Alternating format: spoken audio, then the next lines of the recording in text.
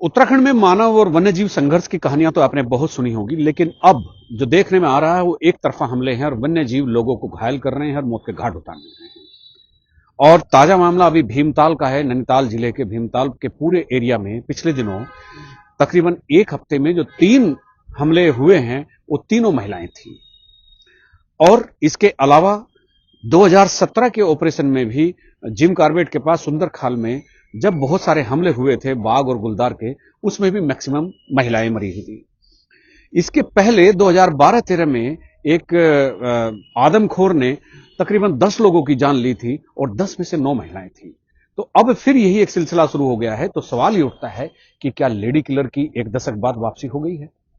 क्या जो 2012-13 में हुआ, जो बीच बीच में जो घटित घटनाक्रम रहे हैं, जो बीच बीच में घटनाएं होती रही हैं और जो लोगों पर हमले होते रहे हैं, क्या वो दौर फिर लौट रहा है? मुख्यमंत्री के तमाम हिदायत के बाद, तमाम दिशा निर्देशों के बाद भी वन महकमा इन हमलों को रोकने में कारगर साबित नहीं हो रहा है।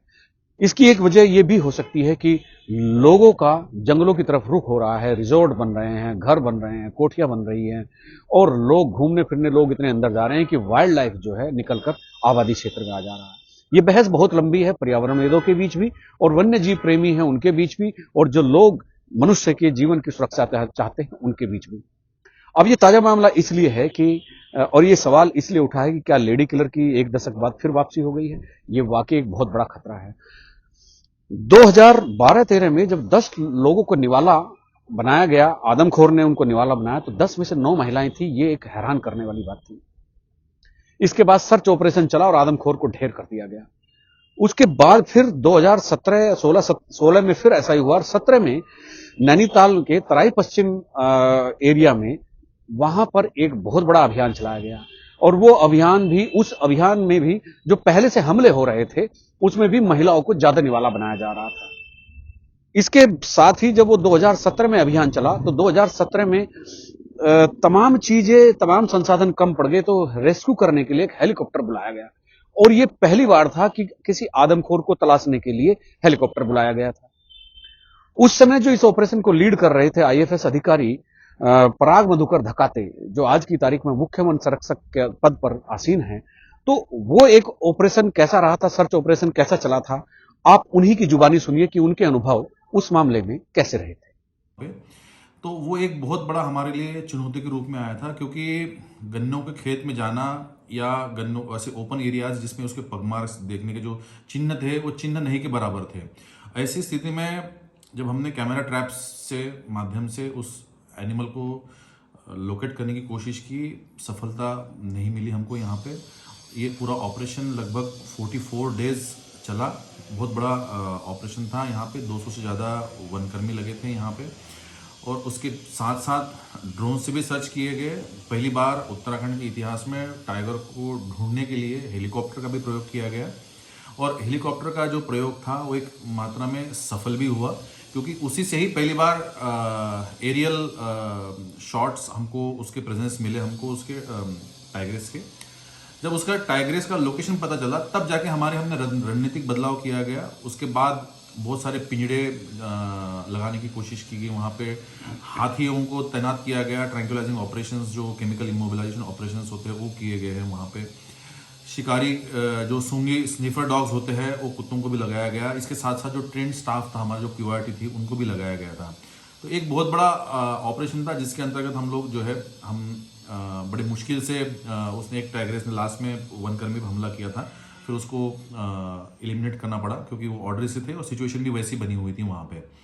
तो पहला प्रयास हमारा यही था कि उसको आप पिंजरे में पकड़े। दूसरा प्रयास हमारा ये था कि उसको अगर पिंजरे में नहीं आ रही है तो केमिकल इमोलाइजेशन, ट्रैंक्विलाइजेशन ऑपरेशंस करके जो है उसको हम लोग कब्जे में करें।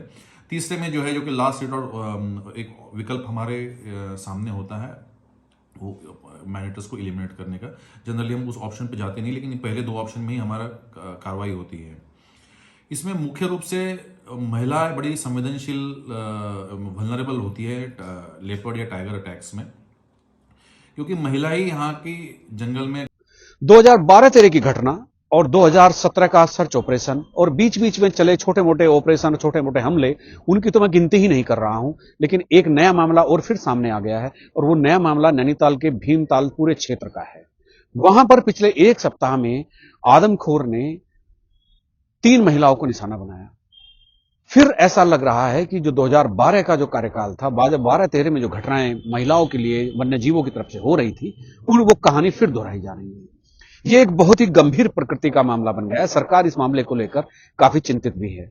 कल मुख्यमंत्री ने इस पूरे मामले में एक बैठक भी ली और मुख्यमंत्री पुष्कर धामी ने जरूरी दिशा निर्देश भी दिए हैं। लेकिन वन्य जीवों पर किसी के दिशा निर्देश तो नहीं चलते, और वन्य जीवों का ये जो हमला है ये किस कारण से है, इन कारणों को तलाशने की एक बहुत ही गहन पड़ताल की आवश्यकता है, और वो भी विशेषज्ञों के द्वारा। ये केवल अफसरशाही का मामला नहीं है, ये विशेषज्ञता का मामला है, एक्सपर्टी का मामला है।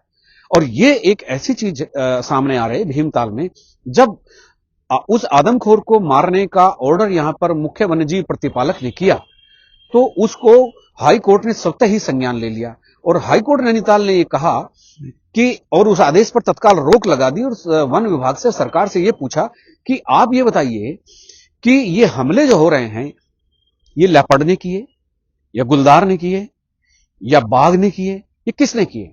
अगर आप इस चीज को आइडेंटिफाई नहीं कर पाए हैं अभी तक कि ये हमले किसने किए हैं, तो आप किसे मारने का हुक्म दे रहे हैं? और न्यायपालिका का, उच्च न्यायालय का ये लॉजिक बहुत ही तार्किक था। आपको जब यही खबर नहीं है कि किसको मारना है, तो आप मारने के आदेश कैसे दे सकते हैं? तो मुख्य वन्यजीव प्रतिपालक समीर सिन्हा के आदेश पर न्यायालय ने तत्काल प्रभाव से रोक लगा दी और उनको, पूरे महकमे को कड़ी फटकार भी लगाई। अब सवाल ये उठता है कि आखिर महिलाओं पर इतने हमले क्यों हो रहे हैं? आप पहाड़ की संस्कृति और प्रकृति को जानते हैं। यहां पहाड़ में महिलाएं और मातृशक्ति जो होती है, वो काम के मामले में बहुत ही मेहनतकश होती है, और ज्यादातर लोग, विशेषज्ञ भी ये बताते हैं और हम लोग भी ये देखते आए हैं कि महिलाएं लकड़ी बीनने के लिए, चारा लाने के लिए, या पत्तियां इकट्ठी करने के लिए महिलाएं ही सर्वाधिक जंगलों की तरफ रुख करती हैं। तो जब वो जंगलों में जाती हैं तो उन पर हमला होगा, ऐसा स्वाभाविक मान लिया जाता है। अब इसमें एक बहुत सारी योजनाएं सरकार ने भी चलाई, घसियारी योजना, पशु चारा योजना। तो वो योजनाएं धरातल पर क्यों नहीं दिख रही हैं, और महिलाओं को वनों के बीच लकड़ी बीनने, चारा लाने, पत्तियां इकट्ठी करने, पिरूल की पत्ती इकट्ठी करने क्यों जाना पड़ रहा है? ये सरकार के सामने एक यक्ष प्रश्न बनकर खड़ा हुआ है। योजनाएं आती हैं, और योजनाएं लागू होते वक्त जितनी बेहतरीन, जितनी खूबसूरत दिखती हैं, क्रियान्वयन के वक्त उनकी कोई शकल सूरत दिखती ही नहीं है। तो ये एक बड़ा मामला फिर से बन आया है, और एक्सपर्ट भी कहते हैं कि महिलाओं पर ज्यादा हमले की एक वजह यह है क्योंकि जंगलों में और खेतों में ज्यादातर काम करने पहाड़ में महिलाएं जाती हैं। और इस मामले में भी आप विशेषज्ञ की राय सुनिए।